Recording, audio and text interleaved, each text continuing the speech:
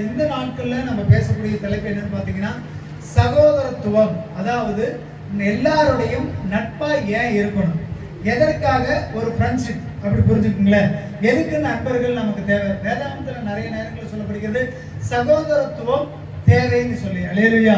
அதாவது நண்பர்கள் நமக்கு தேவை, நல்ல பழக்க வழக்கங்கள் நமக்கு தேவை, நல்ல நண்பர்களை நம்ம சேர்த்திக் கொள்ளணும்னு சொல்லி ஊழியத்திலையும் சரி சபைக்குள்ளேயும் சரி வேதாகமத்துல நிறைய இடங்களில் சொல்லப்பட்டிருக்குது. அல்லேலூயா. எதற்காக நமக்கு ஃப்ரெண்ட்ஷிப் தேவை, எதற்காக நமக்கு நண்பர்கள் தேவை, என்ன அவசியம் அப்படிங்கிறத ஒரு சில குறிப்புகளை நம்ம பார்க்க போறோம். அல்லேலூயா. அப்படி பார்க்கும்போது முதல்ல நம்ம நண்பர்கள்னு சொன்னா யார் யாரெல்லாம் சொல்லுவோம். எப்படி நீங்க நண்பர்கள் ஆக்கிக்குவீங்க? நீங்க சொல்லுங்க பார்க்கலாம். எப்படி நண்பர்கள் நீங்க தேர்ந்தெடுப்பீங்க, எப்படி நண்பர்களா மாத்திக்குவீங்க அதை சொல்லுங்க பார்க்கலாம். முதல்ல எங்கிருந்து ஆரம்பிப்பீங்க? எனக்கு புதுசா ஒரு நண்பர் வேணும் அப்படிங்கும் போது எப்படி ஆரம்பிப்பீங்க நீங்க? எப்படிங்க சொல்லுங்க, சத்தமா சொல்லுங்க.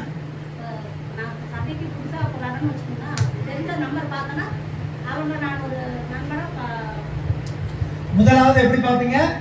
முதல்ல வந்துட்டு உங்க குடும்பத்தை பாப்பீங்களா, வேலை செய்கிற ஆளை பாப்பீங்களா, இல்ல யாரோ ரோட்ல வர்றவங்களை பாப்பீங்களா? முதலாவது நட்புணர்வு எங்க ஏற்படுது? குடும்பத்துக்குள்ள. என் பெரியப்பா, என் சித்தப்பா, என் மாமன், என் அண்ணன், என் தம்பி. முதலாவது நட்புணர்வு எங்க ஏற்படுதுங்க? குடும்பம். இரண்டாவது நட்பு எங்க ஏற்படும்? வேலை செய்கிற இடம், சபை, இல்லைன்னா வந்துட்டு நண்பர்கள், நம்ம படிச்ச இடம், இப்படி நமக்கு ஒரு நட்புணர்வு ஏற்படும். இல்லையா? அப்போ நமக்கு நண்பர்களை ஒரு சிலர் ஆதாயத்துக்காக தேர்ந்தெடுத்துக்கிறாங்க. இன்னைக்கு இவங்க கூட போனா எப்படி இருக்குங்க, இன்னைக்கு வந்துட்டு நான் ஸ்டீபன் அண்ணனோட போனா என்ன பண்ணுவாரு? அவரு கடைக்கு போனா என்ன பண்ணுவாரு? அவர் என்ன தருவாரு? செலவு பார்த்துக்காரா என்ன தருவாரு? பச்சி சாப்பிட்றாரா, நமக்கு ஒரு பச்சி வாங்கி தருவாரு. ஒரு டீ வாங்கி கொடுப்பாரா, நமக்கு என்ன பண்ணுவாரு? டீ. அப்ப நாளைக்கு நான் போற இடத்துல ஸ்டீபன் அண்ணனை பார்த்தா நான் என்ன பண்ணணும்? அப்படி ஒரு விதமான நட்பு இருக்குது. அல்லேலூயா. அப்ப அவரு நமக்கு செய்வாரு ஒரு இடத்துல போனோமே, அதே மாதிரி நம்ம என்ன பண்ணுவானுங்க? செய்யணும். இன்னொரு விதமான நட்புணர்வு இருக்கு. எப்படி தெரியுங்களா? தன்னுடைய குடும்பத்தை சிநேகிக்கிறது போல மற்றவர்களையும் சிநேகிக்கிறது. அதுக்கு ஒரு உதாரணம் சொல்லுங்களா? ராணிக்காக்கு தெரியாது நினைக்கிறேன், இப்ப கேட்டா ஷாக் ஆயிருவாங்க. ராணிக்காக்கு பிஸ்கட் வாங்கிட்டு வேலுச்சாமி போனாப்ல. எங்க வண்டி பார்த்தோன்னே நிறுத்திட்டு வண்டியில இருந்து பிஸ்கட் எடுத்துட்டு வந்துட்டு, பாப்பா கொடுங்க, நீங்க சாப்பிடுங்க, அப்பாவுக்கு சாப்பிடுங்க, ஒரு பிஸ்கட் பாக்கெட்டையே காலி பண்ணிட்டாரு. ராணிக்காக்கு தெரியுமா அது? இது இரண்டாவது வகையான நட்புணர்வு. அல்லேலூயா. நீ எப்படி உன் குடும்பத்தை சிநேகிக்கிறியோ அதே மாதிரி உனக்கு தெரிஞ்சவங்க, உன் ஐயா, உன் பக்கத்துல இருக்கிற எல்லாத்தையும் சிநேகிக்கணும்னு ஆண்டவர் கற்றுக் கொடுத்திருக்கிறார். அல்லேலூயா. அப்படி சிநேகத்துல நிறைய இருக்குதுங்க. ஒரு சிலர் வேணும்னு சிநேகிக்கிறாங்க, ஒரு சிலர் வேண்டாம் வெறுப்பா கூட சிநேகிக்கிறாங்க. எதிர் வீட்டுக்காரனே பக்கத்து வீட்டுக்காரனே குடும்பத்தை சிநேகிக்கிற மாதிரி நீங்க சிநேகிப்பீங்களா? அவங்களை எப்படி சிநேகிப்பீங்க? அப்பா இவங்க சிரிச்சு வச்சுக்கலாம்டா, இவங்கிட்ட கொஞ்சமா பேசி வச்சுக்கலாம்டா, அப்பதான் நாளைக்கு அவன் நமக்கு என்ன வரமாட்டான்? வம்புக்கு வரமாட்டான். அல்லேலூயா. அப்ப நட்புகள்ல பலவிதம் இருக்குதுங்க, நிறைய இருக்குது. ஒரு சிலர் முகத்துக்காக சிரிச்சு பேசுவாங்க, ஒரு சிலர் வந்துட்டு வேலை ஸ்தலங்கள்ல அவங்ககிட்ட போனா மட்டும் அந்த இடத்துல பேசிக்குவாங்க. அவனை கொண்டு வந்து வீட்டுக்குள்ள வந்து உட்கார வச்சு நடுவீட்டுல சாப்பாடு போட முடியுமா? அது வேலையை போட முடியுமா?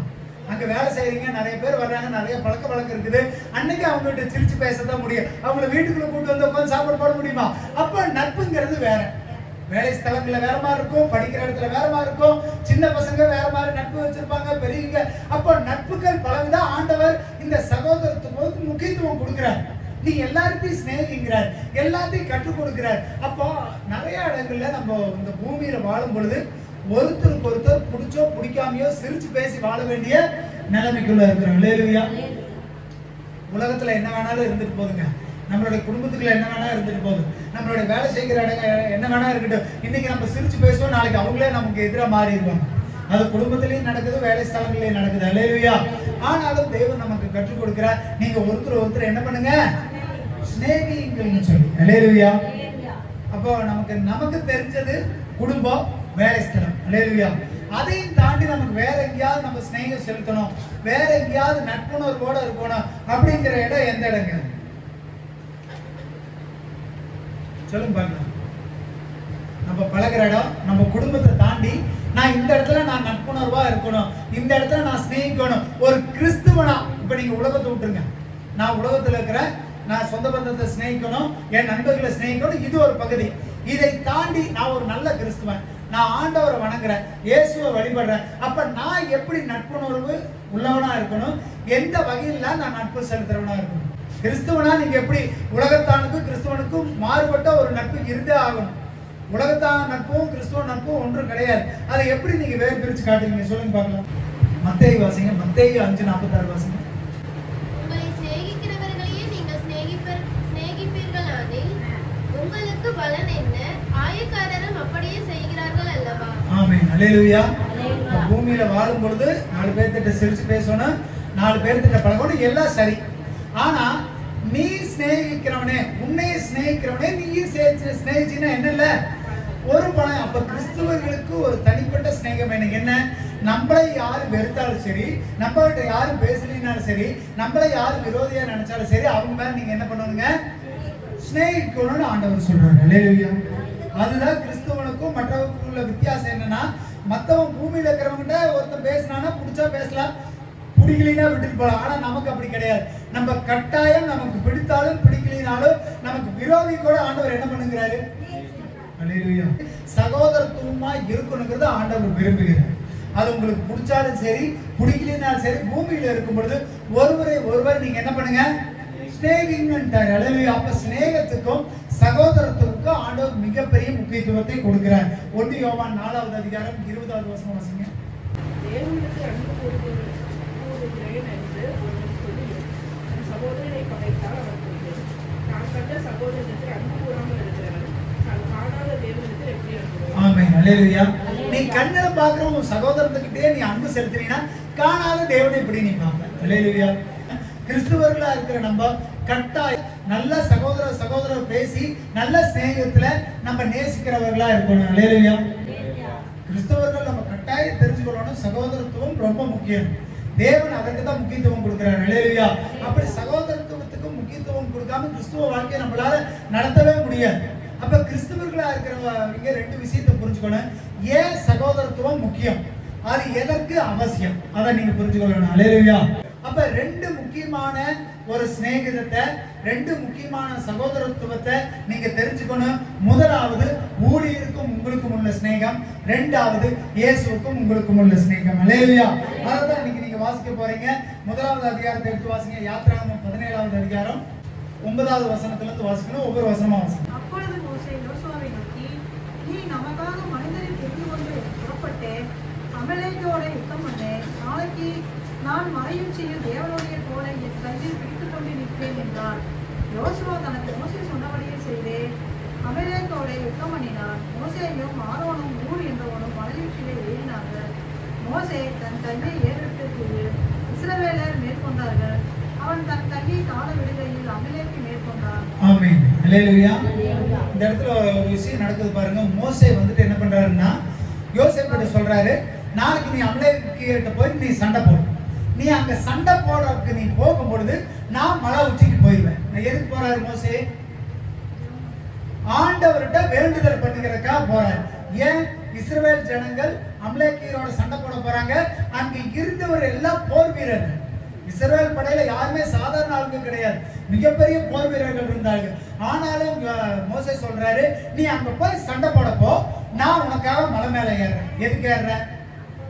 நான் ஆண்டவர்கிட்ட போய் நான் விண்ணப்பம் பண்றேன். நீ அங்க சண்டை போடு, நான் இங்க ஆண்டவர்கிட்ட விண்ணப்பம் பண்றேன். அல்லேலூயா. அப்ப உங்க வாழ்க்கையில ஒரு வெற்றி சிறப்புன்னா நமக்கு மாம்ச பலனும் வேணும், ஆவியின் பலனும் வேணும். அல்லேலூயா. இந்த இடத்துல அதாங்க நடக்குது. நம்ம இந்த பூமியில வாழும் பொழுது நமக்கு வெற்றி சிறந்த வாழ்க்கையா மாறணும் அப்படின்னா நம்ம சோம்பேறித்தனமா படுத்துக்கிட்டே தூங்கிட்டு இருந்தா காசு கைக்கு வந்துருமா? என்ன பண்ணணுங்க? இந்த பூமியில வாழ்றதுக்கு நம்மளும் உழைக்கணும், நம்ம குடும்பத்தை பார்த்துக்கணும், பிள்ளைகளை பார்த்துக்கணும், சரியான நேரத்துல சரியான வேலைகளை செய்யணும். ஏனாவது அவனும் இருக்கக்கூடாது. இந்த இடத்துல வந்துட்டு மோசேவால ஜெபிக்க முடியும். சும்மாவே கையை நீட்டி செங்கடலை பிறந்தவருக்கு வெறும் மண் சட்டி தீய வச்சுமே பெரிய சண்டையை உண்டு பண்ண ஒண்ணுமே தேவையில்லைங்க. காற்று இறைச்சல்லையே ஒரு போர் முடிஞ்சு போச்சு. நேற்று பேசும்போது கேட்டிருப்பீங்க, யுத்தம் கர்த்தருடையது. அல்லேலூயா. இவங்க போய் சண்டையே போடல, சும்மா தீச்சட்டி புடிச்சுக்கிட்டு தீய ஏந்தி போனாங்க, வெற்றி கிடைச்சிருச்சு. சும்மா ஆண்டவர் ஒரு சத்தத்தை அனுப்பினாரு, வெற்றி கிடைச்சிருச்சு. இப்ப மோசே சும்மா நின்று வெற்றி வாங்கிருக்கலாமே, ஏன் அமலேக்கியரோட சண்டை பண்றதுக்காக அனுப்பினாரு? அப்ப நீங்க சண்டை போடுற இடத்துல சண்டை போட்டுதான் ஆகணும். உழைக்க வேண்டிய இடத்துல உழைக்கத்தை உழைச்சுதான் ஆகணும். உங்க மாம்சத்துல பலனை கொடுக்க வேண்டிய இடத்துல மாம்ச பலனை நீங்க கொடுத்துதான் ஆகணும். அல்லேலூயா. இந்த இடத்துல முக்கியமா நீங்க தெரிஞ்சு கொள்ள வேண்டிய விஷயம் என்ன நடக்குதுன்னு பாத்தீங்கன்னா, இந்த 17வது அதிகாரத்துல மோசே என்ன சொல்றாரு, நீ அமலேக்கிட்ட போய் நீ சண்டை போடு, நான் மலை உச்சிக்கு போறேன், நான் உனக்காக வேண்டுதல் பண்றேன், நீ அங்க சண்டை போட்டு விட்டுரு. இப்ப என்ன நடக்குது, மோசே கையை தூக்கி இருக்கும் பொழுது என்ன நடக்குது, இஸ்ரவேல் ஜனங்கள் என்ன பண்றாங்க, ஜெயிச்சுக்கிட்டே போறாங்க. அவர் மோசே கை வலிக்குதுன்னு கீழே விடும் பொழுது என்ன நடக்குது, அந்த இடத்துல இஸ்ரவேல் ஜனங்கள் தோற்று போகிறார்கள். அல்லேலூயா. அப்ப ரெண்டு விஷயத்தை நீங்க புரிஞ்சுக்கணும். இந்த இடத்துல நம்முடைய முயற்சி வேணும், தேவனுடைய அனுக்கிரகமும் நமக்கு வேணும். அல்லேலூயா. இந்த நாள் நிறைய நேரங்கள்ல நம்ம பூமியில வாழும் பொழுது தோற்று போறது காரணம், துவண்டு போறது காரணம் என்ன தெரியுமா, நான் மட்டுமே செய்யறேன், என்னால மட்டுமே முடியும், நான் மட்டுமே ஓடுறேன்னு நினைக்கிறதுனாலதான் நிறைய நேரங்கள்ல நம்ம தோத்து போயிடும். நம்ம கிட்ட தேவ பலன் இல்லைன்னா நம்மளால வெற்றி பெறவே முடியாது. அல்லேலூயா. இன்னைக்கு நான் சொல்றத சொல்லுங்க. பூமியில் வாழும் பொழுது வெற்றி பெற நம்முடைய முயற்சியும் வேண்டும், தேவ பலனும் வேண்டும். பூமியில் வாழும் பொழுது வெற்றி பெறுவதற்கு நம்முடைய முயற்சியும் வேண்டும், தேவ பலனும் வேண்டும். அல்லேலூயா. அல்லேலூயா. அப்ப நம்ம முயற்சி செய்யாம எந்த பலனையும் பார்க்க முடியாது. அல்லேலூயா. சும்மா செங்கடலை பிரிச்சாரு, எந்த ஒரு பிரச்சனையும் இல்ல, கோலை நீட்டுறாரு, கோல் என்னமா மாறுது, பாம்பா மாறுது. ஒரே அடி அடிக்கிறா, தண்ணியில அத்தனை மீன் சேர்த்து ரத்தமா மாறுது. ஆண்டவரால் அதுவும் செய்யவும் முடியும், இதுவும் செய்ய முடியும். அல்லேலூயா. அமலேக்கிட்ட போர் பெறாமையா அவங்களால வெற்றி பெற்றிருக்க முடியும். ஆனா கானான் தேசத்துக்குள்ள போறது அவளுக்கு எளிது கிடையாது. இந்த பூமியில கொடுத்த வாழ்க்கையை ஆண்டவர் ஈஸியா லகுவா மாற்றி போட்டுருவாரு. ஆனாலும் நீங்க பாடுபடணும். ஆண்டவர் அதான் சொன்னார். ஆண்டவர் வெளியே ஏதேனும் விட்டு அனுப்பும் பொழுதே என்ன சொல்றா, உன் நெத்தி வேர்வை நிலத்துல சிந்திதான் நீ என்ன பண்ணுவ. அப்ப பாடுபடாம இந்த பூமியில நீங்க வாழ முடியாதுங்க. கஷ்டப்பட்டு தான் இருக்கும், அலைச்சல் இருந்துதான் இருக்கு, பிரச்சனை இருந்துதான் இருக்கு, போராட்டம். ஒரு சைடு பண பிரச்சனை இருக்கு, ஒரு சைடு வியாதி இருக்கு, ஒரு சைடு வறுமை இருக்கு, ஒரு சைடு ஒருத்தவங்களை திட்டிட்டு இருப்பா, எதிர் வீட்டுக்கார சம்மந்தமே இல்லாம உங்களை பேசுவா, எல்லாம் தான் இருக்கும். ஆனாலும் அதை வெற்றி பெறுவதற்கு உங்களுடைய முயற்சி வேணும், தேவ பெறணும். இந்த இடத்துல மோசே சொல்றாரு, நீ போ, நீ சண்டை போடுற அதே நேரம் நான் எங்க நிப்பேன், மலை உச்சியில உனக்காக வேண்டுதல் பண்ணுவாங்கிறாரு. அல்லேலூயா. கீழ் வசனத்தை வாசிங்க. மோசேயின் கையால் அசந்து போயிற்று. அப்பொழுது அவர்கள் ஒரு கல்லை கொண்டு வந்து அவன் கீழே வைத்தார்கள், அதன் மேல் உட்கார்ந்தான். ஆரோனும் ஊரும் ஒருவன் ஒரு பக்கத்திலும் ஒருவன் மறுபக்கத்திலும் இருந்து அவன் கைகளை தாங்கினார்கள். இவ்விதமாய் அவன் கைகள் சூரியன் அஸ்தமிக்கும் வரைக்கும் ஒரே நிலையா இருந்தது. ஆமென். அல்லேலூயா. இந்த இடத்துல முதலாவது ஒரு நபர், உங்களுடைய வாழ்க்கையில நீங்க போற வழியை நீங்க செஞ்சுக்கிட்டே போகணும்னா உங்களுக்காக பரிந்து பேசக்கூடிய ஒருத்தர் வேணும், அவர் தான் ஊழியன். அல்லேலூயா. ஒரு ஊழியன் இல்லாம உங்களால வெற்றி பெறவே முடியாது. நான் இன்னைக்கு சொல்ற எழுதி தர, நீங்க போய் பாருங்க. அல்லேலூயா. உங்க முயற்சி தேவைதாங்க, நீங்க வேலை செஞ்சுதாங்க ஆகணும். ஆனாலும் உங்களுக்காக ஜெபிக்கக்கூடிய, உங்களுக்காக தாங்கக்கூடிய ஒரு ஊழியன் வேணும். அல்லேலூயா. இப்படியே பேசிக்கிட்டு நிறைய பேர் இருப்பாங்க, நானும் பேசி இருக்கிறேன், ஊழியம் தான் ஊழியம் தான். ஆனா இதுக்கு பின்னாடி ஒரு பெரிய சீக்கிரட் இருக்கு. அடுத்த வசனத்தை, அந்த 12வது வசனத்தை திரும்ப வாசிங்க. மோசேயின் கைகள் அசந்து போயிற்று. அப்பொழுது அவர்கள் ஒரு கல்லை கொண்டு வந்து அவன் கீழே வைத்தார்கள், அதன் மேல் உட்கார்ந்தான். ஸ்தோத்திரம். அல்லேலூயா. ஒரு கல்லை கொண்டு வந்து மோசே இடத்துல வைத்தாங்க, அதன் மேல உட்கார்ந்தான்னு சொல்லப்படுது. மோசேயின் கரங்கள் என்ன ஆயிடுச்சாமா, அசந்து போயிடுச்சு. எல்லாம் ஊழியர் பார்த்து பாருங்க, பாஸ்டர் பார்த்து பாருங்க, அவரு தாங்க. நிறைய பேர் சத்தியம் பேசுறதா தான் பேச. ஊழியன் இல்லாம உன்னால ஒண்ணும் பண்ண முடியாது, நான் இல்லாம உன்னால ஒண்ணும் செய்ய முடியாது. ஊழியனுக்கே கை என்னதான் போச்சுங்க. அல்லேலூயா. இந்த இடத்துலதான் ஒருத்தர் தேவை. கீழே வாசிங்க. ஆரோனும் ஊரும் ஒருவன் ஒரு பக்கத்திலும், ஆரோனும் ஊரும் ஒருவன் ஒரு பக்கத்திலும், ஒருவன் மறுபக்கத்திலும் இருந்து அவன் கைகளை தாங்கினார்கள். அல்லேலூயா. ஊழியன் தேவைதான், ஆனா ஊழியனை தாங்கி பிடிக்கிறதுக்கு சகோதரர்கள் தேவை. அல்லேலூயா. சகோதரத்து ஊழியனுக்கும் உங்களுக்கும் ஒரு நட்புணர்வு இல்லைன்னா அந்த இடத்துல ஒண்ணுமே நடந்திருக்காது. மோசே மட்டும் நான் மட்டும் மலைக்கு போறப்பா, நான் மட்டும் ஜெபிக்கிறப்பான்னு போயிருந்தாருன்னா அன்னைக்கு என்ன நடந்திருக்கு? கையை தூக்கும் போது இஸ்ரவேல் ஜனங்கள் ஜெயிச்சாங்க, கையை விட்டும் போது இஸ்ரவேல் ஜனங்கள் தோத்தாங்க. மோசே மட்டும் இன்னைக்கு போயிருந்தாருன்னா என்ன நடந்திருக்கும்? அவர் கொஞ்ச நேரத்துல கைவலி எடுத்துருச்சு, கையை தூக்கி நிறுத்த முடியல. ஒரு ஊழியனால எல்லாத்தையும் செய்ய முடியாது. ஊழியனும் சோர்ந்து போகக்கூடிய நேரம் வரும், ஊழியனும் தளர்ந்து போகக்கூடிய நேரம் வரும். ஊழியனுடைய கையும் கீழே விழுங்க, அவருடைய கையை தளர்ந்து போற நேரம் வரும். அந்த இடத்துல கண்ணு கொடுக்கறதுக்கு யார் இருக்கணும்? ஊழியரோட சேர்ந்துட்டுங்க. அன்னைக்கு மோசேக்கு கண்ணு கொடுத்ததுனாலதான் இஸ்ரவேல் ஜனங்கள் என்ன பண்ணாங்க? வெற்றி அடைஞ்சாங்க. கீழ் வசனத்தை வாசிங்க, திரும்ப வாசிங்க. மோசேயின் கைகள் அசந்து போயிற்று. அப்பொழுது அவர்கள் ஒரு கல்லை கொண்டு வந்து அவன் கீழே வைத்தார்கள். அதன் மேல் உட்கார்ந்தான். ஆரோனும் ஊரும் ஒருவன் ஒரு பக்கத்திலும் ஒருவன் மறுபக்கத்திலும் இருந்து அவன் கைகளை தாங்கினார்கள். இவ்விதமாய் அவன் கைகள் சூரியன் அஸ்தமிக்கும் வரைக்கும் ஒரே நிலையாய் இருந்தது. யோசுவா அமலேக்கையும் அவன் ஜனங்களையும் பட்டய கருக்கினாலே முறியடித்தான். ஆமென், அல்லேலூயா. இப்ப மோசே முட்டு ஊழியம் முட்டு இங்க தனியா நின்று இருந்தானா, அந்த இடத்துல அவர் சாயந்தரம் எப்ப வரைக்கும் தாங்கி பிடிச்சிருந்தாங்களாமா? சூரியன் மறைகிற வரைக்கும். ஒருத்தனால கையை தூக்கி நிக்க முடியுமாங்க சொல்லுங்க? இப்ப நான் சொல்றேன், சபையில சொல்றேன், 12 மணி நேரம் உபவாச ஜெபம் அப்படின்னா நான் 12 மணி நேரம் உபவாசம் பண்ணி என்னால ஜெபம் பண்ண முடியுமா? அப்ப எதுக்கு ஊழியர்ட்டு சொல்றது நீங்க 1 மணி நேரம் ஜெபம் பண்ணுங்க? நீங்க அப்ப ஒருத்தரை ஒருத்தர் தாங்க வேண்டியது அவசியமா இருக்குது. இந்த இடத்துல நீங்க நல்லா புரிஞ்சுக்கக்கூடிய 2 விஷயம் இருக்குது. மோசே எத்தனை பேருக்கு கூட்டிட்டு போயிருந்தாரு? மோசே மேல போகும்போது எத்தனை பேர் கூட இருந்தாங்க? ஆரோனும் ஊரும் இருந்தாங்க. முதல்ல அவங்க கையில என்ன வைக்கிறாங்களா? மோசேக்கு கல்லை கொடுக்குறாங்க. ரெண்டாவது என்ன நடக்குது அதை வாசிங்க. அதன் மேல் உட்கார்ந்தான். ஆரோனும் ஊரும் ஒருவன் ஒரு பக்கத்திலும் ஒருவன் ஒரு பக்கத்திலும் ஒருவன் மறுபக்கத்திலும் இருந்தான். ஒருவன் மறுபக்கத்திலும் இருந்தாங்க. அல்லேலூயா. இப்ப மோசே ஒருத்தர் மட்டும் கூட்டிட்டு போயிருந்தா என்ன நடந்திருக்கும்? ஒண்ணு 2 கையும் தூக்கி பிடிச்சிருப்பாரு. இல்லைன்னா என்ன பண்ணிருப்பாரு? ஒரு கையை தூக்கி பிடிச்சிருப்பாரு. ஏதோ ஒன்னதான் செஞ்சிருப்பாரு. ஒரு கையை தூக்கி பிடிச்சிருப்பாரு, இல்ல 2 கையை விட்டுருப்பாரு. அல்லேலூயா. இப்ப 2 பேர் இருக்கங்காட்டி தான் ஒருத்தர் ஒரு சைடு கையை தூக்கி பிடிச்சிட்டாரு, இன்னொரு சைடு கையை தூக்கி பிடிச்சிட்டாரு. அல்லேலூயா. மோசே ஒருவேளை கையை இறக்கி இருந்தா, மோசே தோத்து இருந்தா அந்த இடத்துல என்ன நடந்திருக்கும்? இஸ்ரவேல் ஜனங்களும் தோத்துருப்பாங்க. அல்லேலூயா. அப்ப நீங்க நினைக்கிறீங்க ஊழியர் தான் பண்றாரு, ஊழியர் தான் செய்யறாரு, ஊழியர் தான் பாக்குறாருன்னு. அந்த இடத்துல ஊழியருக்கும் உங்களுக்கும் ஒரு நட்புணர்வு கட்டாயம் தேவை. அல்லேலூயா. நீங்க தாங்கி பிடிக்கலீங்கன்னா, நீங்க ஊழியருக்கு உதவியா இருக்கலீங்கன்னா கட்டாயம் வெற்றி அடையவே முடியாது.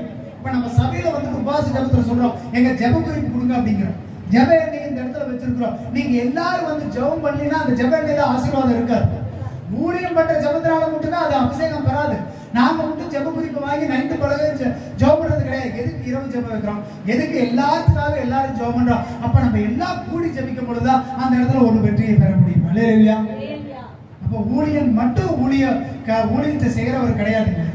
அப்ப சகோதரர்களாகி நீங்கள் என்ன பண்ணணுங்க? கட்டாயம் இணையணும், ஊழியரோட இணையணும். அந்த மோசேக்கு கை வலிக்கும் போது தூக்கி பிடிக்கிறதுக்கு ஆள் இருந்தாங்க. அல்லேலூயா. அப்ப ஊழியருக்கும் உங்களுக்குள்ள ஒரு சகோதரத்துவம் அவசியம். அல்லேலூயா. கீழே வாசிங்க. திரும்ப 13வது வசனமும் 5வது வசனம் வாசிங்க. இதை நினைவு கூறும் பொருட்டு நீ ஒரு புத்தகத்தில் எழுதி யோசுவாவின் செவி கேட்கும்படி வாசி. அமலேக்கை வானத்தின் கீழெங்கும் இராதபடிக்கு நாசம் பண்ணுவேன் என்றார். மோசே ஒரு பலிபீடத்தை கட்டி அதற்கு யெகோவா நிசி என்று பெயரிட்டு, அமலேக்கின் கை கர்த்தருடைய சிங்காசனத்துக்கு விரோதமாய் இருந்தபடியால் தலைமுறை தோறும் அவனுக்கு விரோதமாய் கர்த்தரின் யுத்தம் நடக்கும் என்றார். ஆமென். அல்லேலூயா. யெகோவா நிசி வெற்றி தருவார்னா அதுக்கு ஊழியம் மட்டும் வேணுமா? ஊழியன் மட்டும் போதுமா? யார் வேணும்? விசுவாசிகள் வேணும். எப்போ ஊழியனும் விசுவாசி செய்றாங்களோ அப்பதான் வெற்றி பார்க்க முடியும். அல்லேலூயா. சும்மா ஊழியம் மட்டும் ஓடிட்டு இருந்தா எந்த காலத்துல வெற்றி கிடைக்கவே கிடைக்காது. இந்த இடத்துல நீங்க நல்லா புரிஞ்சு கொள்ள வேண்டியது, ஊழியருக்கு உங்களுக்கு உள்ள சகோதரத்துவம் எப்படி இருக்கு? நீங்க ஊழியரோட எப்படி பழகுறீங்க? கோபத்தோட பழகுறீங்களா? விரோதத்தோட பழகுறீங்களா? முன்னாடி ஒன்று பேசிட்டு பின்னாடி ஒன்று பேசுறீங்களா? அவர் அப்படியே தாங்க பழப்பிக்கிட்டே இருப்பாரு, சொன்னதையாக தாங்க சொல்லிக்கிட்டே இருப்பாரு, அவர் கேட்டுக்கிட்டே தான் இருப்பார். அப்படி கேட்டுக்கிட்டே இருந்தாலும் பரவாயில்ல, அந்த ஊழியரோட கொஞ்சமாவது நட்புணர்வோட இருக்கும். இல்லையா? இவர் என்ன கை வலிக்குதுங்கிறாரு, அட போ அப்படின்னு கல்லதை உதச்சு தள்ளி இருந்தா யாருக்கு நஷ்டம்? ஏங்க அவனே இஸ்ரவேல் ஜனங்கள் தாங்க. ஆரோனும் ஊரும் மோசேவும் எல்லாருமே இஸ்ரவேல் ஜனங்கள் தான். இவங்க தோத்துருந்தா அவங்களும் தோத்துருப்பாங்க. அல்லேலூயா. ஊழியன் தோத்தா நீங்களும் தோத்துருங்க. ஊழியனோட சேர்ந்து நில்லுங்க. விசுவாசிகள் ஊழியன் சேர்ந்தா தான் வெற்றி, சும்மா வெற்றி கிடைக்காது. அல்லேலூயா. அப்ப வெற்றி கிடைக்க வேண்டியனா யெகோவா நிசி வெற்றி கிடைக்கணும்னா கட்டாயம் ஊழியரோட எப்படி இருக்கணுங்க? அப்ப முதலாவது சகோதரத்துவம்ல வேதாகமத்துல நிறைய விளக்கங்கள் கொடுக்கப்பட்டிருக்குது. உலகத்துல நீங்க எல்லாரையும் சிநேகின்னு ஆண்டவர் சொல்லிட்டார். குறிப்பா ஊழியரோட நீங்க சகோதரத்துவம் இருந்தா, ஊழியருக்கும் உங்களுக்கும் ஒரு நட்புணர்வு இருந்தா, நீங்க இந்த வாழுகிற பூமியில உங்களுக்கு என்ன கிடைக்குங்க? வெற்றி நிச்சயம். அல்லேலூயா. உங்களுக்கு வெற்றி கிடைக்கணும்னா நான் அந்த வாழ்கிற வாழ்க்கையில பிரச்சனை இல்லாம, கஷ்டம் இல்லாம, போராட்டம் இல்லாம நான் வாழணும்னு சொன்னா ஊழியனுடைய கரத்தை நீங்க தாங்கி பிடிக்கணும். எப்படி? ஜெபத்துக்கு தான் போனார் மோசே, ஜெபத்துல தான் போனாரு. உடனே நான் பணம் கொடுக்கணும், பொருள் கொடுக்கணும், பாஸ்டர் சோறு கொடுக்கணும், சிக்கன் பிரியாணி, அது கிடையாது. மோசேக்கு அவர்கள் தாங்கி பிடிக்க போனார்கள். ஊழியத்துல தாங்குங்க போதும். அல்லேலூயா. நான் அது எத்தனையோ விஷயங்கள் இருக்கலாம், ஆனாலும் ஜெபத்துல ஊழியனை தாங்கி பிடிக்கிறதா ஒவ்வொரு விசுவாசியுடைய வேலை. அல்லேலூயா. நீங்க அவரோட தாங்கி பிடிச்சீங்கன்னா நம்மளுக்காக நீங்க உங்களுக்கு தெரியுதோ இல்லையோ தெரியல, எத்தனையோ பேர் எங்களுக்காக ஜெபம் பண்ணிக்கிறார். அந்த ஜெபத்துல வெற்றி கிடைக்கணும். ஊழியம் பண்ற ஜெபம் மட்டும் பத்தாது, நீங்களும் அதோட நீங்க என்ன பண்ணணுங்க, இசைந்திருக்கணும். இந்த உபவாச ஜெபம் நடத்துறதுல முதல்லயே எனக்கு பண பிரச்சனையா தெரியும். இப்ப பணம் ரெண்டாவது பிரச்சனையா போயிடுச்சு. முதல்ல மன நிம்மதி போயிடுது. அவை இல்லாம போயிடறாங்க, இது இல்லாம போயிடறாங்க, அது இல்லாம போயிருது. இது அந்த மன நிம்மதி கிடைக்கணும். முதலாவது நீங்க என்ன பண்ணுங்க, தயவு செய்து இனிமேல் ஒவ்வொரு வாரமும் நீங்க புடிச்சுக்கிட்டு ஜெபம் பண்ணுங்க. மாசத்துல கடைசி நாள் எரியோ ஜெபத்துல மட்டும் ஜெபம் பண்றது கிடையாது. ஒவ்வொரு நாளும் உங்க அடுத்த ஜெபத்துல ஜெபம் பண்ணுங்க. ஆண்டவரே இந்த மாசம் உபவாச ஜெபம் நல்ல முறையா நடத்தலாம். ஜெபம் இருந்தா மட்டும்தாங்க அந்த குழப்பம் வராது. நமக்குள்ள குழப்பம் வருது, போராட்டம் வருது, பிரச்சனை வருது, தடை வருதுன்னா சத்துரு எங்கேயோ செயல்படுறான். நம்ம அதை உடைக்கணும்னா கட்டாயம் நமக்கு ஜெபம் வேலை. அல்லேலூயா. நீங்க ஒன்றாவது தெரிஞ்சுங்க, சீசத்துவம்ங்கிறது வேற, சகோதரத்துவம்ங்கிறது வேற. நீங்க எல்லாரும் ஊழியர் ஆகணுங்கிறது இல்ல, ஊழியரோட சகோதரர்களா இருந்தீங்கனாலே போதும். அல்லேலூயா. ஊழியருக்கு உதவியா இருந்து ஊழியத்தை எடுத்து நடத்துனீங்கனாலே போதும். தேவன் உங்களை ஆசீர்வதிப்பாராக. அல்லேலூயா. ஆண்டவர் பெரிய காரியங்களை செய்கிறார். முதலாவது ஊழியரோட நீங்க சகோதரத்துவம் இருந்ததுன்னு சொன்னா நீங்க வாழ்கிற இந்த பூமியில நீங்க வெற்றி சேர்க்கலாம். அல்லேலூயா. ரெண்டாவது, நீங்க யாரோட வந்துட்டு நட்புணர்வோட இருக்கணும், இயேசுவுடைய சகோதரத்துவமா இருக்கணும். அல்லேலூயா. ஆண்டவர் ஒருத்தர் ஒரு காலம் நம்மளை தள்ளிவிடுறதே இல்லைங்க. ஆண்டவர் நம்மளை சிநேகிக்கிறதுக்காக தான் பூமிக்கே வந்தார். அல்லேலூயா. உலகத்துல நமக்கு நண்பர்கள் வேணும்னா என்ன பண்ணுவோம், ஆதாயத்துக்காக நம்ம நண்பர்களை தேடிக்குவோம். இன்னைக்கு அவங்களோட போனதான் அவன் நாளைக்கு எனக்கு செய்வான், இன்னைக்கு அவனுக்கு நான் செஞ்சு கொடுத்தா தான் நாளைக்கு எனக்கு செய்வான் அப்படின்னு எதிர்பார்க்கிறான். ஆனா ஆண்டவர் உங்களை வந்து சிநேகிக்கிறதுக்கு எதையுமே கேட்கல. நீ எனக்கு அதை குடிச்சா தான் நான் உன்னை சிநேகிப்பேன்னு சொல்லல, நீ எனக்கு இதை செஞ்சா தான் சிநேகிப்பேன்னு சொல்லல. ஆண்டவர் எல்லா நேரங்களையும் நம்மளை சிநேகிக்கிறவரா இருக்கிறார். அல்லேலூயா. ஆண்டவருடைய சிநேகம்ங்கிறது விலை மதிப்பற்றதுங்க. ஆண்டவர் ஒரு நாளும் ஒருவரையும் ஆண்டவர் என்ன பண்றது இல்லைங்க, புறம்பே தள்ளுவதே இல்லை. யோவான் 15வது அதிகாரம் 15வது வசனம் வாசிங்க. இனி நான் உங்களை ஊழியக்காரர் என்று சொல்லுகிறதில்லை. ஊழியக்காரன் தன் எஜமான் செய்கிறதை அறிய மாட்டான். நான் உங்களை சிநேகிதர் என்றேன், ஏனெனில் என் பிதாவினிடத்தில் நான் கேள்விப்பட்ட எல்லாவற்றையும் உங்களுக்கு அறிவித்தேன். ஆமென். அல்லேலூயா. இப்ப ஆண்டவர் சொல்றாரு, நான் உன்னை ஊழியக்காரனா பார்க்கல, நீ பெரிய ஆளா நான் உன்னை பார்க்கல, நான் உன்னை எப்படி பார்க்கறேன்னு ஆண்டவர் சொல்றாரு, நான் உன்னை சிநேகிதனா பார்க்கிறேன் அப்படிங்கிறாரு. அல்லேலூயா. ஆண்டவர் உங்களை எப்படி பார்க்கறாருங்களாமா, சிநேகிதனா பார்க்கிறதுனால நான் உனக்கு என்ன பண்றேன், ஆண்டவர் பிதா என்ன சொல்றாரோ, பிதா சொல்லுகிறதை நான் உங்களிடத்துல சொல்றேன் அப்படிங்கிறாரு. இப்ப ஆண்டவர் சொல்றாரு, இப்ப இயேசு என்ன சொல்றாருன்னா, நான் உன்னை சிநேகிதனா பார்க்கிறேன்பா, நான் உன் சிநேகிதனா பார்த்ததுனால தான் ஆண்டவர் நமக்காக ஜீவனையே விட்டாருங்க. ஒரு இடத்துல சொல்லப்படுகிறது பாருங்க, யோவான் 15வது அதிகாரத்துல 13வது வசனத்துல சொல்லப்படுகிறது, அதாவது சிநேகிதனுக்காக உயிரை விடுறதுலயும் பெரிய சிநேகிதன் உலகத்துல இல்லைன்றார். அப்ப ஆண்டவர் நம்ம சிநேகிச்சதுனால தான் நமக்காக ஜீவனை விட்டார். அல்லேலூயா. அப்ப சிநேகிதம்ங்கிறது சும்மா ஏதோ பேருக்கு பண்றது இல்லைங்க. ஆண்டவர் உண்மையாவே நம்மளை சிநேகிச்சார், அதனாலதான் நமக்காக ஜீவனை கொடுத்து போனார். அல்லேலூயா. இந்த இடத்துல சொல்லப்படுகிறது, நான் உன்னை சிநேகிக்கிறேன், அதனால எல்லா ரகசியத்தையும் நான் உங்களுக்கு சொல்றேன். அல்லேலூயா. ஒரு சில நேரத்துல பாஸ்டர்ட்ட கூட விசுவாசிங்க பல விஷயங்களை சொல்ல மாட்டாங்க, சீக்கிரட்டா வச்சுக்கணும். ஏன்னா அந்த சிநேகம் அவ்வளவுதான். ஆனா ஆண்டவருக்கு உங்களுக்குள்ள சிநேகிதம் ஆண்டவர் அப்படி பண்றதுல ஆண்டவர் சொல்றாரு, நான் உன்னை சிநேகிக்கிறேன், அதனால நான் உனக்கு எல்லாத்தையும் வெளிப்படுத்துறேன். அல்லேலூயா. ரோமர் 8வது அதிகாரம் 34வது வசனம் வாசிங்க. ஆக்கினைக்குள்ளாக தீர்க்கிறவன் யார்? கிறிஸ்துவே மரித்தவர், அவரே எழுந்தும் இருக்கிறவர், அவரே தேவனுடைய வலது பாட்சியிலும் இருக்கிறவர், நமக்காக வேண்டுதல் செய்கிறவரும் அவரே. ஆமென். அல்லேலூயா. யாரு உங்களை ஆக்கினைக்குள்ள தீர்ப்பானா, யாரு மரிச்சாரு, இயேசு. யாரு உயிர்த்தாரு, இயேசு. நமக்காக நம்ம பண்ற தப்புகளுக்காக நம்ம பிதாவு பக்கத்துல வந்து வலது பாரிசத்துல பேசுறவர் யாரு தாங்க, இயேசுதான். அல்லேலூயா. ஆனாலும் உங்களுக்காக பரிந்து பேசுகிறவர் இயேசு. அல்லேலூயா. உங்களுக்காக ஆண்டவர் பிதாவு பக்கத்துல நின்று பேசுறது யாரு தாங்க, ஏன் காரணம் என்ன, இயேசு உங்களுக்காக பேசுறதுக்கு என்ன காரணம், இப்ப என்ன பேசிட்டு இருக்கிறோம், இயேசு உங்களுக்காக பிதாவிட்ட பரிந்து பேசுறதுக்கு காரணம் என்ன, அவர் உங்களுடைய நண்பர். அல்லேலூயா. நீங்க ஆண்டவருடைய நண்பரா, இயேசுடைய நண்பரா, சொல்லுங்க சொல்லுங்க. இப்போ ஸ்டீபன் அண்ணன் எனக்கு நண்பர்னா, இப்ப எனக்கு இந்த மாசம் பணம் 5000 ரூபாய் வேணா என்ன பண்ணுவாரு, அவரு வெளியே போயிருக்காரு.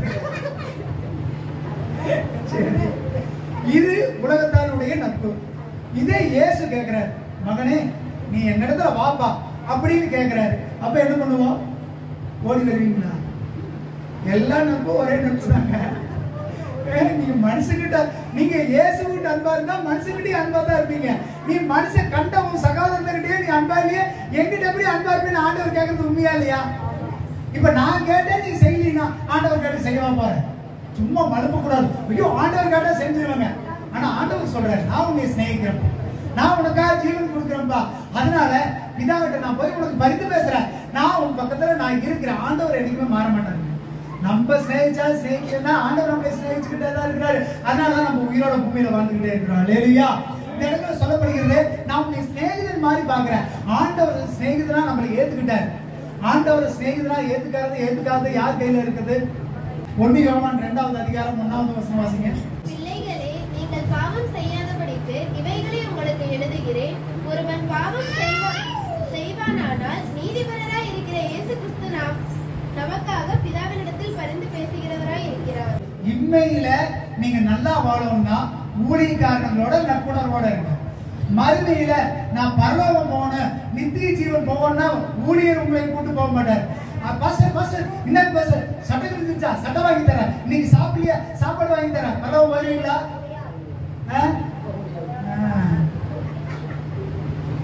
பரலோகம் போகணும்னா நீங்க யாரோட நட்புணர்வு இருக்கணும்? ஊழியனோட நட்புணர்வு வர வைக்கிறதெல்லாம் பொய். அதெல்லாம் உங்களை பரலோகம் கூட்டிட்டு போக. நீங்க ஒருவேளை நீங்க வந்துட்டு பூமியில ஜெயிக்கணும், நம்ம நிறைய பேருக்காக ஜெபம் என்ன எடுத்துட்டு வரோம் அப்படின்னா ஜெபத்துல தாங்கி பிடிச்சிங்கன்னா பூமியில ஒருவேளை வெற்றி சிறக்கலாம். ஆனா இயேசுவோட நீங்க நட்புணர்வு இருந்தா, இயேசுவை சிநேகிச்சா மட்டும்தான் ஆண்டவர் உங்களுக்காக என்ன பண்ணுவாருங்க? பரிந்து பேசுவார். நம்ம பாவத்துக்காக பரிந்து பேசுவார், நமக்காக பரிந்து. என் பையன், நான் அவனுக்காக ஜீவனை விட்டுருக்கிறேன், நான் அவனுக்காக செத்து இருக்கிறேன், என் ரத்தத்தை சிந்தி இருக்கிறேன், என் மாம்சம் புக்கப்பட்டிருக்குது, இந்த ஒரு தடவை மன்னிச்சிருக்காண்டவரே. அவன் தெரியாம வழி விலகி போறான், தெரியாம பாவத்தை விலகி போறான், ஒரே முறை மன்னிங்க உங்களுக்காக பரிந்து பேசுகிறவர். பிதாவிட்ட பரிந்து பேசணும்னா இயேசுவோட நீங்க நட்புணர்வா இருந்தா மட்டும்தான் முடியும். அப்போ உலகத்துக்கிட்ட உலகத்துல இருக்கிற ஒருத்தங்கிட்ட சிநேகிதனா இருக்கணும்னா எவ்வளவு பண்ணணும் உங்களுக்கு தெரியுது. அப்ப இயேசுவோட சிநேகிதனா இருக்கணும்னா உங்களுக்கு என்ன பண்ணணும் தெரியுமா தெரியாதா? எல்லாத்துக்கும் எல்லாம் தெரியும். அப்ப இயேசுவோட சிநேகிதனா இருந்தா மட்டும்தான் உங்களால நித்திய ஜீவனுக்குள்ள போக முடியும். அப்ப 2 விஷயம் தெரிஞ்சுங்க. உலகத்துல நீங்க அன்பு கூறுங்க, உலகத்துல எல்லாத்துக்கூட நட்புணர்வோட இருங்க. சகோதரத்துவம் வேணும்னு வேதாந்தத்துல சொல்லப்பட்டிருக்கு. உன் விரோதிகளோட சிநேகம்னு சொல்லப்பட்டிருக்குது. அந்த சிநேகத்துல நீ உலகத்துல எப்படி கொடுக்குறியோ ஊழியனோட உங்களுடைய சிநேகத்தை வச்சுக்கங்க. எது நல்லது கெட்டதுனால சொல்லுங்க, எது நடந்தாலும் சொல்லுங்க. ஊழியனோட தாங்கி பிடிங்க. ஊழியன் மாத்திரம் வந்துட்டு வெற்றியை கொண்டு வரவே முடியாது. ஊழியரோட நீங்க இருக்கிற நட்புணர்வு தான் வெற்றியை கொண்டு வரும். அல்லேலூயா. சபைங்கிறது ஒரு குடும்பங்க. இப்ப நம்ம இங்க இருக்கிறோம், நம்ம போய் அப்படியே தாசனாம்பட்டி சபையில ஒரு 4 பேருக்கு ஜெபிக்கணும் போது நான் மட்டும் ஜெபிச்சா பத்தாது, நீங்களும் ஜெபிக்கணும். அந்த கல்லை வைக்கணும், கையை தாங்கி பிடிக்கிறதுக்கு நீங்க இருக்கணும். 2வது இயேசுவோடைய நீங்க எப்படி இருங்க? நட்புணர்வோட இருங்க. இயேசுவோடைய இருக்கிற சிநேகம் தான் உங்களை எங்க கூட்டிட்டு போகும்? நித்திய ஜீவனுக்குள்ள கூட்டு போகும். அல்லேலூயா. எபிரேயர் 13வது அதிகாரம் 1வது வசனம். சகோதர சிநேகம் நிலைத்திருக்க கடவுளே. ஆமென். அல்லேலூயா. ஒரே வார்த்தையில் ஆண்டவர் சொல்லிட்டாரு, சகோதர சிநேகம் நிலைத்திருக்க கடவுளே. அப்படின்னா என்னங்க? உங்களுடைய ஃப்ரெண்ட்ஷிப் எப்பவுமே இருக்கணும். இந்த பூமியில வாழ்ற வரைக்கும், பூமியில வாழ்ந்து உங்களுக்கு நினைவு தெரிஞ்சு நல்ல நண்பர்களை சம்பாதித்துக்கணும். சரிங்களா? நல்ல நட்புணர்வு வச்சுங்க. சகோதரத்துவம் என்னைக்குமே எப்படி அன்பு ஒழியாதோ அதே போல சகோதரத்துவம் ஒழியாது. 1 பேதுரு 3வது அதிகாரம் 8வது வசனம் 9வது வசனம் வாசிங்க. மேலும் நீங்கள் எல்லாரும் ஒருமனப்பட்டவர்களோ இரக்கமுள்ளவர்களோ சகோதர சிநேகம் உள்ளவர்களோ மனதுருக்கம் உள்ளவர்களோ இணக்கம் உள்ளவர்களுமாயிருந்து தீமைக்கு தீமையையும் உதாசீனத்துக்கு உதாசீனத்தையும் சரி கட்டாமல் அதற்கு பதிலாக நீங்கள் ஆசீர்வாதத்தை சுதந்திரித்துக் கொள்ளும்படி அழைக்கப்பட்டிருக்கிறீர்கள் என்று அறிந்து ஆசீர்வதியுங்கள். அவர் இன்னைக்கு இப்படி சொல்லிட்டாருப்பா, அவன் இப்படி சொல்லிட்டான்பா, அவன் அப்படி சொல்லிட்டான்பா. நீங்க எதற்கு அழைக்கப்பட்டவர்களா? ஆசீர்வதிக்கப்பட்டவர்கள். நீங்க ஆசீர்வதிக்கத்தான் மற்றவர்களை செய்யணும். அல்லேலூயா. சகோதர சிநேகம் எல்லாம் இருக்கணுங்க. சகோதர சிநேகம் இல்லாம இந்த பூமியில வாழவே முடியும். நீங்க உலகத்துல இருக்கிற எல்லாத்து மேலே அன்பு கூறுற, உன் கண்ட சகோதர இடத்துல அன்பு கூறுற, ஊழியர்கிட்ட ஏன் அன்பு இல்லை? இயேசுவிடத்துல ஏன் அன்பு இல்லை? அதான் ஆண்டவர். ஆண்டவர் அன்பு செலுத்துறதுக்கு எத்தனை வழிமுறைகள் இருக்கு. தன்னுடைய ஜீவனை கொடுத்தவருக்கா ஜீவனை கொடுக்கறதா உண்மையான அதுக்காக போய் குத்திக்கிட்டுலாம் இருக்குல்ல, மனசு உருங்க. ஏசப்பான்னு அவர் பார்த்து கை நீட்டு கூப்பிடுங்க, அந்த அன்பு போதுங்க. ஆண்டவர்கிட்ட அன்பு செலுத்துறதுக்கு எத்தனையோ வழிமுறைகள் இருக்குதுங்க. ஆண்டவர் ஸ்ட்ரிக்டா ஒரு 4 ரூல்ஸ் போட்டு இப்படிதான் என்கிட்ட அன்பு செலுத்துன்னு சொல்ல, இல்லாத ஒருத்தனுக்கு ஒரு கலசம் தண்ணி கொடுத்தீங்கன்னா கூட நீ என்னை அன்பு செலுத்துறீன்னு ஆண்டவர் சொல்லிட்டு அதான் நிறைய விஷயம் இருக்குங்க. ஆண்டவரை ஸ்நேகிக்கணும், ஆண்டவர் உங்க பக்கம் ஸ்நேகிதரா எடுத்துக்கொள்ளணும்னா நன்மை மட்டுமே செய்யணும். தீமை செய்யாம போட்டீங்கனால ஆண்டவர் உங்களுக்கு ஃப்ரெண்ட்ஸா மாறிடுவார். இயேசு உங்களுடைய நண்பரா மாறிடுவார். பரலோகத்தை கூட்டிட்டு போறதுக்கு அது ஒரு பெரிய உங்களுக்கு சாவியா மாறிவிடும். அல்லேலூயா. 2 பேதுரு 1வது அதிகாரம் 7வது வசனம் வாசிங்க. தேவ பக்தியோட சகோதர சிநேகத்தையும் சகோதர சிநேகத்தோட அன்பையும் கூட்டி வழங்குங்கள். ஆமென். அல்லேலூயா. தேவ பக்தியோட சகோதரத்துவத்தையும் சேர்த்துங்க, சகோதரத்தோட அன்பையும் சேர்த்துங்க. அல்லேலூயா. நீ ஒரு நல்ல கிறிஸ்துவனா இருந்து ஃப்ரெண்ட்ஷிப்னா என்னன்னு தெரியல, நண்பர்கள்னா என்னன்னு தெரியல, உதவி செய்யறதுனா என்னன்னு தெரியல, கிறிஸ்தவத்துக்கு மதிப்பே இல்லை. உன் சகோதரன் மேல கோபம் இருந்தா நீ காணிக்கை செலுத்துறதுக்கு முன்னாடி அதை வச்சுட்டு போய் அவங்ககிட்ட பேசிட்டு வந்து காணிக்கை செலுத்து. சூரியன் மறையறதுக்குள்ள அவங்ககிட்ட பேசிட்டு ஆண்டவர் சொல்லி தர்றாரு. அல்லேலூயா. முதலாவது இப்ப நட்பு சொல்லுங்க, எப்படி சொல்லுங்க? முதலாவது உங்க குடும்பத்துக்கிட்ட உங்களுக்கு தெரிஞ்ச நட்புணர்வு இருக்கு இல்லையா, உங்க குடும்ப சர்க்கிள். 2வது வேலை ஸ்தலங்கள்ல நட்பு இருக்குது. 3வது யாரோட நண்பர்களா இருக்கணும்? நீங்க சபையில கரெக்டா சொல்லுங்க, யாரோட நண்பர்களா இருக்கணும்? ஊழியரோட நண்பர்களா இருக்கணும். 4வது யாரோட நண்பரா இருக்கணும்? நீங்க இயேசுவோடைய நண்பர்களா இருக்கணும். அல்லேலூயா. இந்த நட்புணர்வுகளுக்கு வித்தியாசம் தெரிஞ்சுங்க. ரோட்ல போறவங்கிட்ட அன்பு செலுத்துற மாதிரி சபைக்குள்ள வந்து ஊழியங்கிட்ட அன்பு செலுத்தாது. யாரையோ உங்க மாமா மச்சங்கிட்ட அன்பு செலுத்துற மாதிரி இயேசுகிட்ட அன்பு செலுத்தாதீங்க. ஒவ்வொன்றுக்கும் ஒவ்வொரு வித்தியாசம் இருக்குதுங்க. சகோதரர்களை சிநேகிங்க, பகைக்கிறவங்களை சிநேகிங்க. சகோதரத்துவம் ரொம்ப முக்கியம். ஊழியரோட நட்புணர்வோட இருந்தீங்கன்னா வாழ்கிற பூமியில வெற்றி வாழ்க்கை வாழலாம். ஏன்னா யெகோவா நிசி வெற்றி தருகிறவர், கட்டாயம் வெற்றி கொடுப்பார். ஊழியனோட சேர்ந்து இருந்தா மட்டும்தான் உங்களுக்கும் வெற்றி. உங்களை நோக்கி சொல்றாங்க தெரியுமா, எங்களுக்காக ஜெபம் பண்ணிக்கங்க, எங்களுக்காக விண்ணப்பம் பண்ணுங்க. கிறிஸ்துவர்களாகி நீங்க மற்றவங்களுக்கு வெற்றி வாங்கி கொடுக்கணும். ஊழியரோட நீங்க எப்படி இருங்க? நட்புணர்வு வைத்துங்க, ஸ்நேகம் வச்சிருங்க. 2வது இயேசுவுடைய வைக்கிற ஸ்நேகம் தான் உங்களை நித்திய ஜீவனுக்கு கூட்டிட்டு போகும். அல்லேலூயா. அதனால ஏதோ ஏனோதானோ ஒவ்வொருத்தருக்கும் நான் எல்லாத்தையும் ஒரே மாதிரி நடத்தாதீங்க. ஆண்டவர் ஸ்நேகத்தை சொல்லி கொடுத்திருக்கிறார், சகோதரத்துவத்தை சொல்லி கொடுத்திருக்கிறார். அதை புரிஞ்சு நடங்க. கர்த்தர் உங்களை ஆசீர்வதிப்பார். அல்லேலூயா. எல்லா கண்களும் முழுவா எழுந்து நிற்கிற கர்த்தாவே, நல்ல தகப்பனை துதிக்கிறோம். கர்த்தர் நல்லவர் அப்பா. இந்த நாள் ஆண்டவரே ஸ்தோத்திரம். நேர எங்களுக்கு கற்றுக் கொடுத்த தயவுக்காக உங்களுக்கு நன்றி ஆண்டவரே. நாங்க ஒவ்வொருவரோடையும் ஆண்டவரே ஒவ்வொருவரையும் ஸ்நேகிக்க எங்களுக்கு கற்றுக் கொடுங்க. விசேஷமா ஆண்டவரே ஸ்தோத்திரம், ஊழியத்தை தாங்கி பிடிக்கக்கூடிய ஒரு ஸ்நேகம் ஆண்டவரே எங்களுக்குள்ள வரட்டும். நீர் எங்களை எல்லாத்தையும் ஸ்நேகிதனா பார்க்கிறேன், நாங்களும் உங்களை ஸ்நேகிதனா பார்க்க கர்த்தர் எங்களுக்கு இறக்கம் பாராட்டுங்க. கர்த்தாவே நாங்கள் முழு உள்ளத்தோடும் முழு ஆத்மாவோடும் முழு பலத்தோடும் உங்களை ஸ்நேகிக்க எங்களுக்கு கற்றுக் கொடுங்க. மற்ற பிள்ளைகள் ஒவ்வொருவரையும் ஆசீர்வதிங்க. பெரியவர் முதல் சிறியோர் வரை ஆசீர்வதிங்க. குடும்பங்களை, பிள்ளைகளை, உறவின நண்பர்கள் இயேசுவின் நாமத்தினாலே இவர்கள் இருந்தும் ஆசீர்வதிக்கப்பட்டோம். நாங்க எல்லாரும் ஸ்நேகிக்க எங்களுக்கு கற்றுக் கொடுங்க. பெரிய காரியங்களை செய்து வழி நடத்துங்க, ஆசீர்வதிங்க. இயேசு மூலம் ஜெபிக்கிறோம். ஆமென். அல்லேலூயா. Hallelujah. Hallelujah.